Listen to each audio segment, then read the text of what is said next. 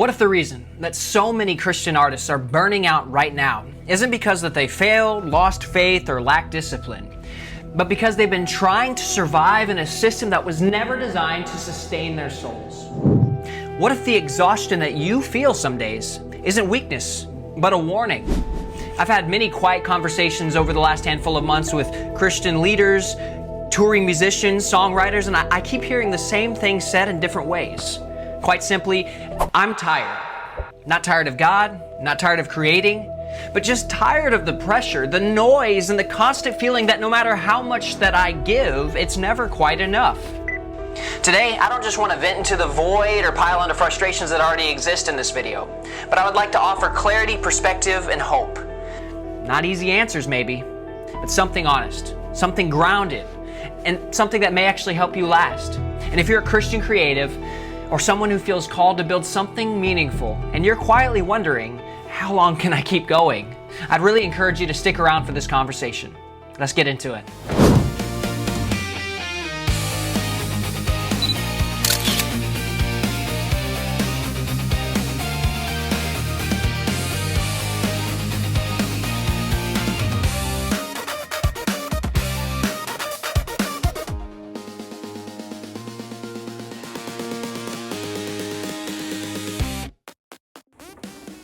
Welcome back to JSM More Than Music.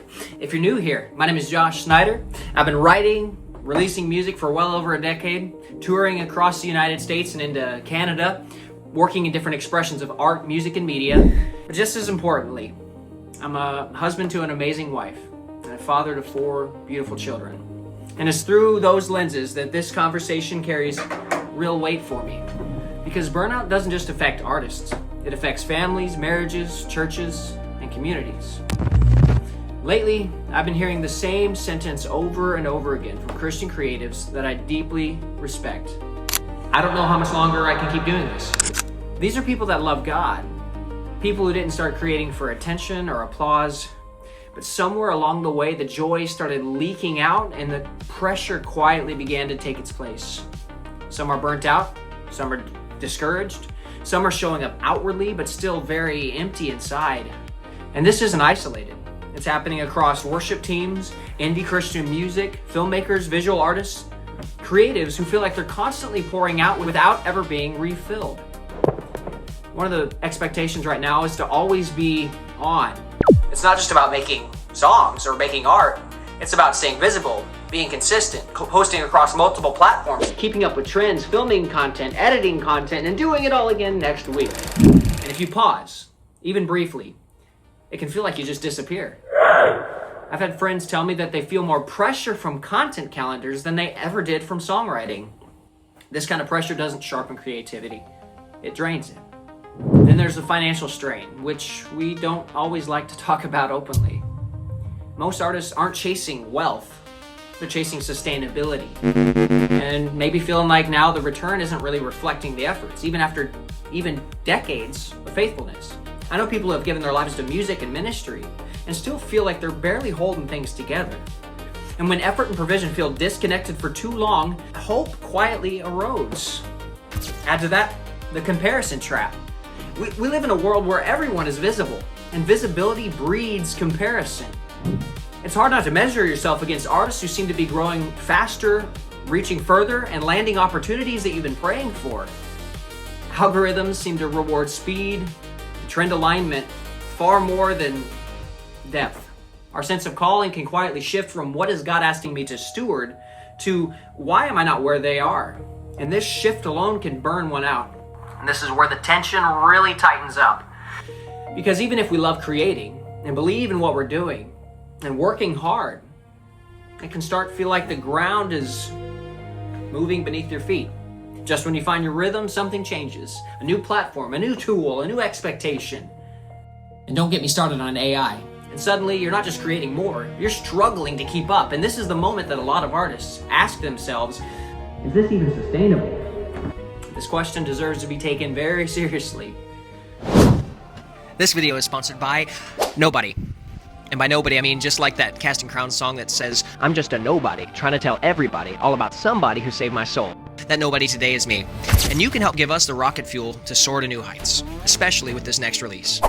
Our upcoming single called The Good Fight. This is a pop rock anthemic collaboration between Josh Snyder Music and my good friend and fellow music artist, Erskine Music. If you want to support this song in a real, tangible way, one of the biggest things that you can do is hit the pre-save link in the description.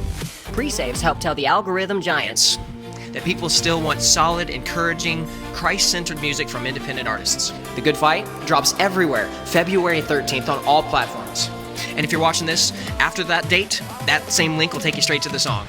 Now, nobody likes ads. And by nobody, I mean actually nobody. So let's get right back to today's video. Coming out of that, I want to get to the heart of the issue. Because this isn't just about tools, platforms, or opportunity by itself, but the deeper problem is what happens internally when everything feels urgent and nothing feels anchored. There's so much noise, new music every week, new creators every day, and even good work gets buried all the time. And when faithful artists feel unseen long enough, they begin to question their worth, their calling, or whether continuing is even wise. I've felt this myself, and I still feel the tension between wanting to grow and wanting to stay grounded. I don't want to ignore open doors when opportunities arise, but I don't also want to just chase relevance at the expense of clarity. Some days even my own platforms feel noisy, and this makes me deeply sympathetic to anyone who is burned out and just ready to quit. Scripture doesn't ignore this reality. It reminds us again and again not to grow weary in well-doing, to run with endurance, to remain faithful even when fruit feels delayed. None of the people that God used most were exempt from fatigue, disappointment, or seasons of obscurity. Endurance was never about grinding yourself into the ground, but it was about anchoring your identity somewhere deeper than outcomes. Anything worth doing is hard. Anything that lasts usually takes time. And if we live for outcomes, numbers, or platforms, disappointment is inevitable because those things were never designed to carry the weight of our identity. What matters is honoring God with our time, our talent, and our treasure. Regardless of scale, whether the audience is large or small, faithfulness leads a mark. And so this is where I've been personally landing. Maybe this will be helpful to you. First, we need to re-anchor our why. Not the version shaped by metrics, algorithms, or comparison, but the original reason that we started creating in the first place. When our why becomes visibility or validation, burnout is almost always guaranteed. But when our why is obedience and stewardship, we can endure seasons that feel slow and unseen. Secondly, we need to choose consistency over intensity. Burnout doesn't normally come from doing too little, but it comes from unsustainable bursts fueled by pressure and fear. Long-term faithfulness looks far less dramatic. It's showing up steadily, doing the next right thing, and allowing growth to compound over time. And then finally and thirdly, stay open to growth without losing discernment. Learning new tools and adapting is not lack of faith, but growth becomes unhealthy when efficiency replaces formation. Let your character mature alongside your craft. And here's an important caveat that I don't want to skip past. All of this falls apart if surrender is selective. We can apply the right principles and pursue good things. But if there are areas of our lives that we are unwilling to place in God's hands, authenticity eventually fractures. It's like telling God that we want to follow Him wherever He leads, except in the places that cost us comfort, control, or coping mechanisms. Creativity rooted in partial surrender may still grow outwardly, but it will almost always feel hollow inwardly and will not last.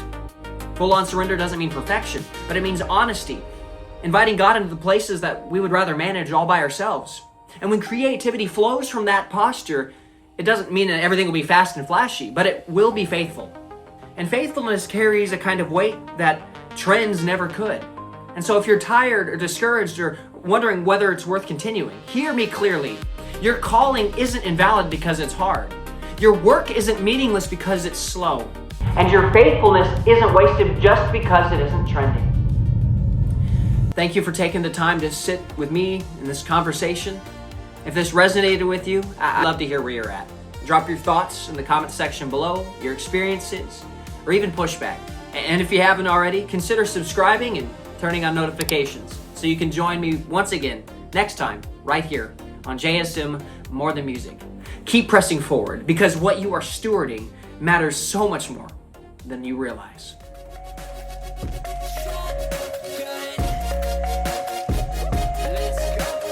Looking back now, I can see